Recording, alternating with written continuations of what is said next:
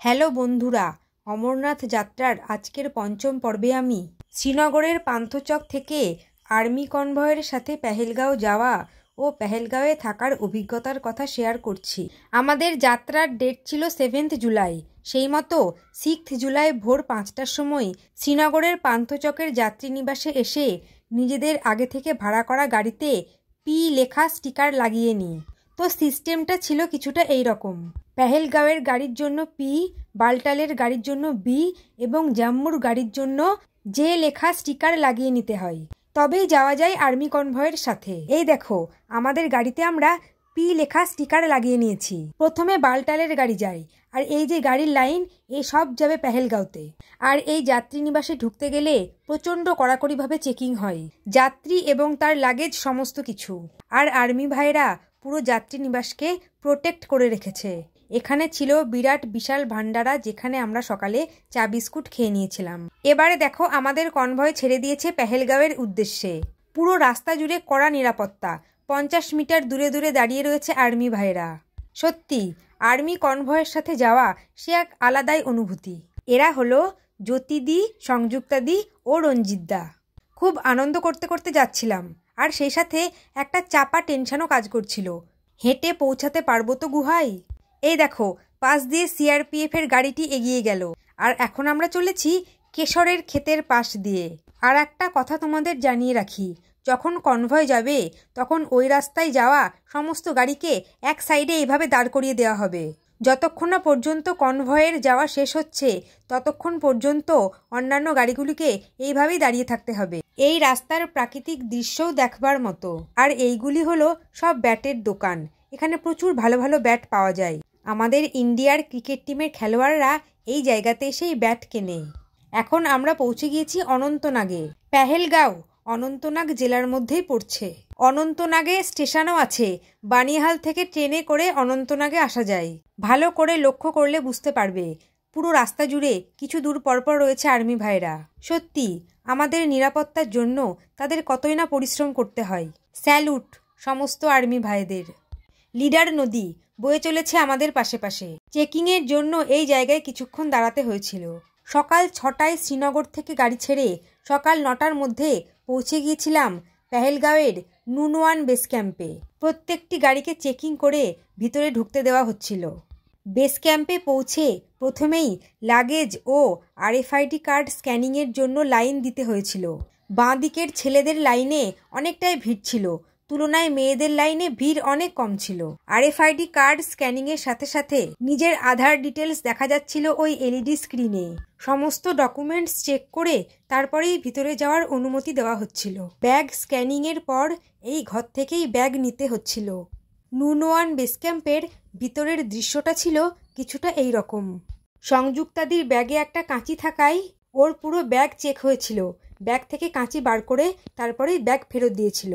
তো কাঁচি, ছুরি, ব্লেড এই টাইপের জিনিস কিন্তু ওরা একেবারেই অ্যালাউ করে না। এই টাইপের জিনিস থাকলে তা ফেলে দিয়ে তারপরেই ব্যাগ ফেরত দেওয়া হয়।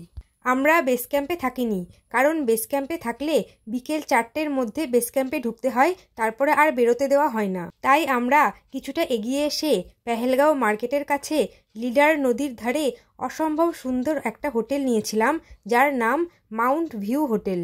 শাহরুখ খানের বিখ্যাত সিনেমা জব তক জান সিনেমার শুটিং নাকি এই হোটেলেই হয়েছিল। তাই শাহরুখ খানের ছবি হোটেলের রিসেপশনে টাঙানো ছিল। রুমে ছিল ডবল বেডের একটি খাট ও সিঙ্গেল বেডের 2টি খাট। আর এই মাউন্ট ভিউ হোটেলের জানলা থেকে বাইরের পাহাড়ের অসম্ভব সুন্দর ভিউ দেখা যায়। এছাড়া রুমে ছিল 3টি সোফা, একটি টি টেবিল, একটি স্ট্যান্ড ফ্যান, একটি বসার টুল, টিভি, 4টি জলের বোতল, ইলেকট্রিক কেটেল, 4টি কাপ, চা কফি বানানোর কিট, একটি ওয়ার্ড্রব, জিনিসপত্র রাখার জন্য আরেকটি টেবিল ইত্যাদি। আর টয়লেটে ছিল বেসিন, আয়না, গিজার, শাওয়ার, টিস্যু, কমোড, বালতি মগ ইত্যাদি। যা যা থাকে সবকিছুই ঠিকঠাক ছিল।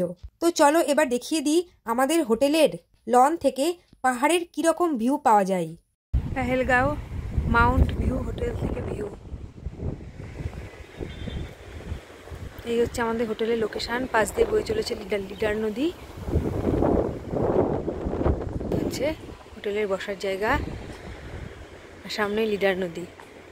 তৈরি হচ্ছে হোটেলের নিজস্ব সুইমিং পুল।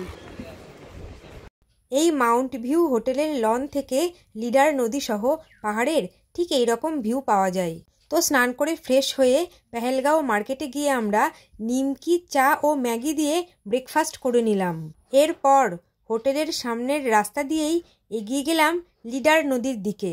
সত্যি এবার বুঝতে পারছি কাশ্মীরের সবচেয়ে সুন্দর জায়গা কেন বলা হয় পেহেলগাঁওকে। ওই যে আমাদের হোটেল মাউন্টেন ভিউ। তো দেখো এবার আমরা পৌঁছে গিয়েছি অসম্ভব সুন্দর লিডার নদীর ধারে। আর এই নদীর ধার একেবারেই নির্জন ছিল। আমরা 5 জন এখানে ছবি তুলে ভিডিও করে অনেকক্ষণ সময় কাটিয়েছিলাম। তবে আমাদের প্ল্যান ছিল আমরা যেহেতু পেহেলগাঁওতে 1 নাইট স্টে করব, সেই সময়ের মধ্যেই আরু ভ্যালি ও বেতাব ভ্যালি দেখে নেব। আর চন্দনবাড়ি তো আমরা কাল সকালেই যাব।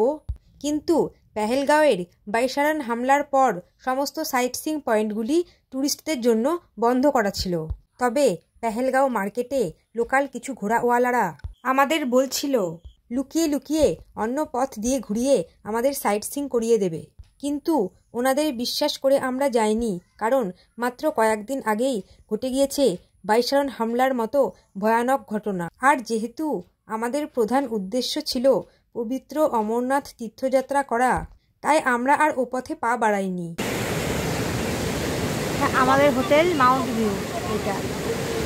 প্রকৃতপক্ষে পেহেলগাঁও হলো জম্মু কাশ্মীরের অনন্তনাগ জেলার একটি ছোট্ট সুন্দর সাজানো গোছানো পাহাড়ি শহর। উচ্চতা 7200 ফুট। আর লিডার নদীর এই জায়গা থেকে পেহেলগাঁওয়ের 360 ডিগ্রি ভিউ ছিল কিছুটা এইরকম।